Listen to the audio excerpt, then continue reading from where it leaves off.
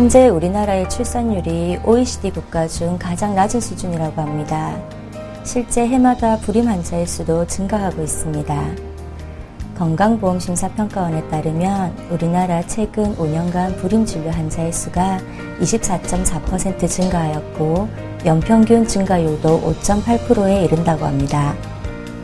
성별로 따져보았을 때에는 여성 불임 환자의 수가 14만 9천여 명으로 3만여 명인 남성 환자의 수에 비해 4.3배나 높게 나왔는데요.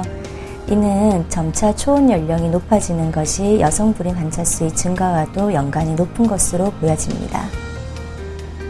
한방 불임 치료를 위해 병원에 내원하는 환자분 중 절반가량이 착상 기능이 저하되어 있습니다.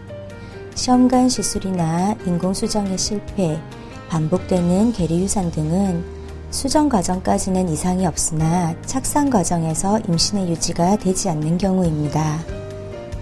배란, 수정, 착상 과정에서 마지막 과정인 착상의 실패는 체질별로 치료 과정이 달라집니다.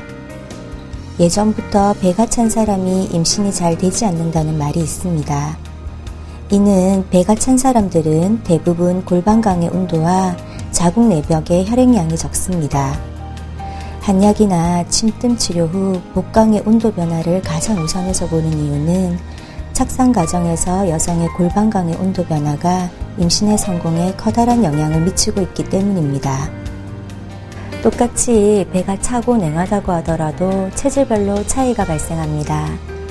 한방에서 가장 임신이 어렵다고 하는 체질은 태양인입니다. 그러나 태양인은 사상 체질 중에서 극소수를 차지합니다. 태음인은 몸 자체가 다찬데 노폐물이나 습담으로 인해서 배란장애와 착상장애가 발생하기 쉬운 체질입니다. 순환을 도와주어야만 착상률이 높아지는 체질입니다. 소양인은 난소 기능이 약하고 노화가 빨라서 배란 유도나 시험관 시술 등의 실패율이 높은 체질입니다.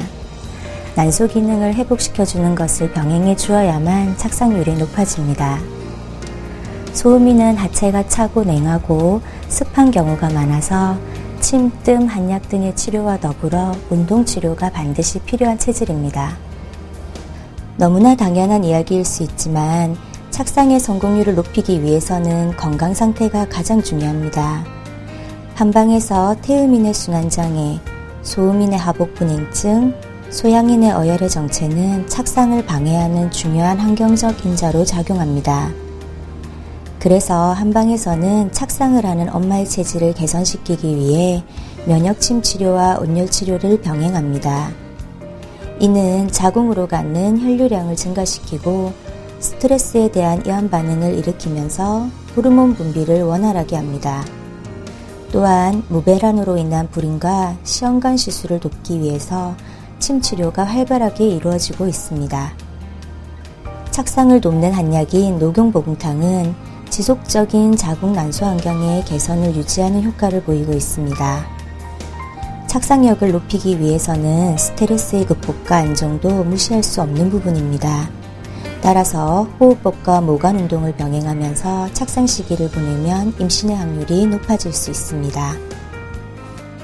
국제보건기구 WHO는 1996년 불임치료에 침치료를 적극 추천하였습니다. 불임치료에 침뜸, 한약 등의 한방치료가 다시금 재조명되고 있습니다. 그 이유는 한방 불임치료가 임신의 과정을 전신의 균형을 회복시키는 데 초점을 맞추고 있기 때문입니다. 불임은 질환이 아니라 현재 임신이 되지 않은 상태에 불과합니다. 영원한 불임은 없습니다. 한방 체질 개선을 통해서 불임의 절망에서 벗어나시길 바랍니다.